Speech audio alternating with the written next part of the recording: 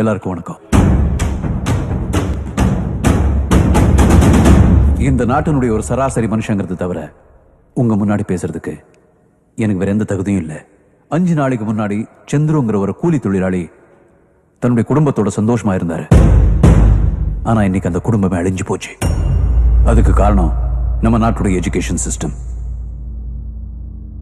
இந்தியால 73% students government ஸ்கூல்ல படிக்கிறாங்க. இன்னைக்கு நான் கவர்மெண்ட் ஸ்கூல்ல படிக்கிற பசங்க சார்பா உங்க முன்னாடி பேச வந்திருக்கேன். தமிழ்நாட்டை தவிர இந்தியால கவர்மெண்ட் ஸ்கூல்ஸ் எப்படி செயல்படுது, அதுல என்ன இருக்கு என்ன இல்லை அப்படின்னு யோசிச்சு பார்த்தா இல்லைங்கிறதா அதிகமா இருக்கு. அதுல நம்பர் 1 ஃபேக்கல்டி, அதாவது குழந்தைங்களுக்கு பாடம் சொல்லிக் கொடுக்கிற ஆசிரியர்கள். கல்வியுடைய தரம் நல்லா இருக்கணும்னா தரமான ஆசிரியர்கள் இருக்கணும். ஆனா கவர்மெண்ட் ஸ்கூல்ஸ்ல வேலை செய்யற ஆசிரியர்கள் சின்சியரா இருக்காங்களா? 25% டீச்சர் ஸ்கூலுக்கே வரதில்லை. சில ஸ்கூல்ஸ்ல ஹெட் மாஸ்டர்ஸ்